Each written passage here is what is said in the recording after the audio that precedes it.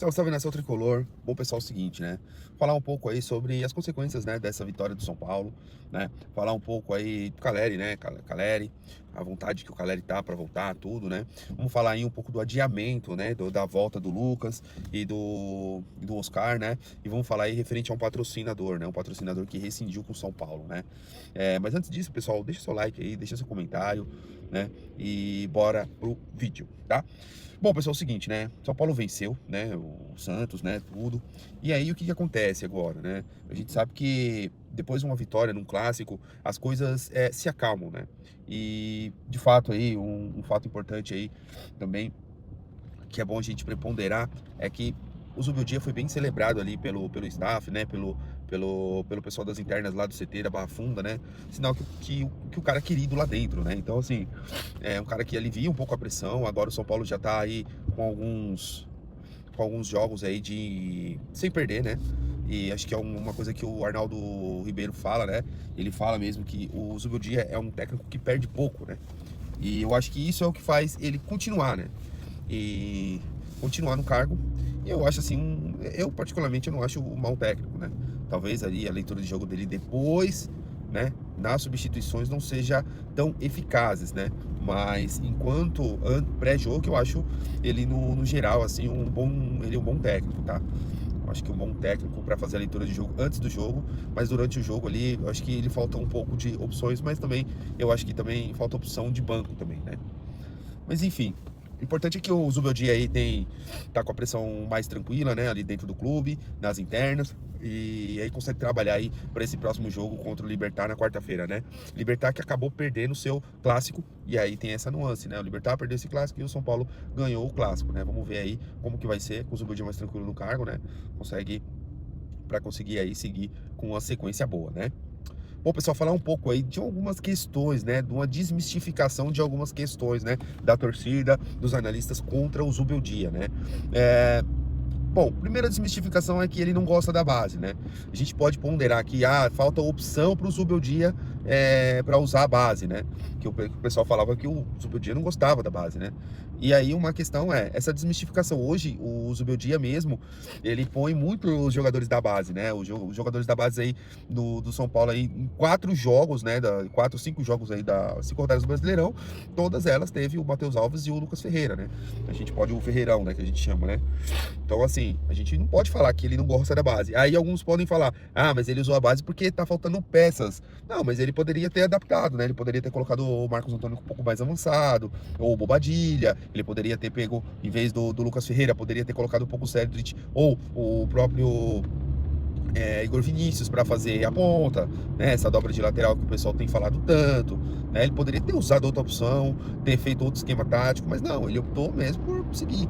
E eu acho que uma entrevista assim, ali na Zona Mista que a gente pode pegar ali do Alves, né? Foi que ele comentou que no início, quando eles chegaram da base até o profissional, fisicamente eles sentiram muita diferença. Além disso, eles falaram que chegaram um pouco mais acanhados, né? Dentro do profissional, né? Que é muito diferente da base, né? Da base é muita molecada e ali é um pouco mais sério, né? São jogadores mais experientes, enfim. E eles sentiram muito, principalmente com relação a questão física, né? Então, eu acho que isso aí desmistifica um pouco do que o Zubeldia, do que o pessoal tem falado do Zubeldia, né? O Zubeldia não gosta da base. Eu acho que o Zubeldia gosta, mas ele tem seus preferidos. E eu acho que o Rian Francisco não é um dos preferidos dele, na minha visão, pelo estilo de jogo, tá? E aí, por isso mesmo que ele chamou até o Luca, né? Que eu acho que vai ter oportunidades aí mais cedo ou mais tarde, né? E ele não morre de amores pelo Negruti, pelo que o Zanqueta até fala, né? Bom, eu acho que é isso, desmistificar isso. Desmistificar também a questão do Luciano, né? O pessoal falava, o Luciano é o bruxinho dele, o Luciano é o preferido dele, o Luciano manda ali, não sai do time, e tá se mostrando que o Luciano tem ficado no banco de reservas, né? Inclusive essa questão do Matheus Alves, ele poderia ter usado o Luciano, né? E não usou, né? Então, essa questão que o Luciano manda no clube é uma balela, né? Isso aí, minha opinião, tá? E eu acho que isso aí é uma outra questão que a gente desmistifica, né? E um outro ponto aí interessante que a gente tem para falar é que essa questão da dobra de lateral, né? Eu entendo aí que a galera fale sobre essa dobra de lateral, mas Tem muitos técnicos que fazem, isso é comum hoje, tá? O próprio Abel faz. E esses dias eu tava conversando com um colega meu palmeirense, ele falou assim, meu, esse Abel é muito bom, né? É um gênio, né? Eu falei, por quê? Ele falou assim, meu, ele pegou, ele retrancou o time e aí saiu numa bola pelo Inter, né? E aí a gente vê dois pesos, duas medidas. Quando é o Zubeldia que faz esse tipo de coisa, o cara é retranqueiro. Quando é o Abel que faz, o cara é um gênio. Né? Então a gente rege essas nossas críticas muito pelo resultado do técnico, né? Então assim, a gente tem que entender que o futebol é isso, entendeu?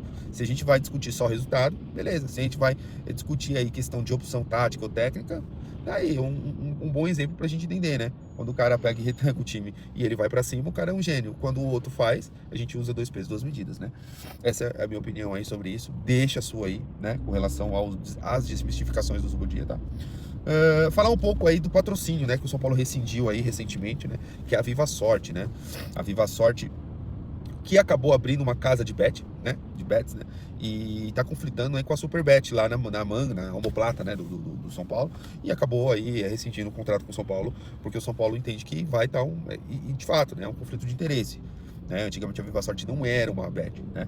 E aí com isso aí o São Paulo perde de receber cerca de 37 milhões, né?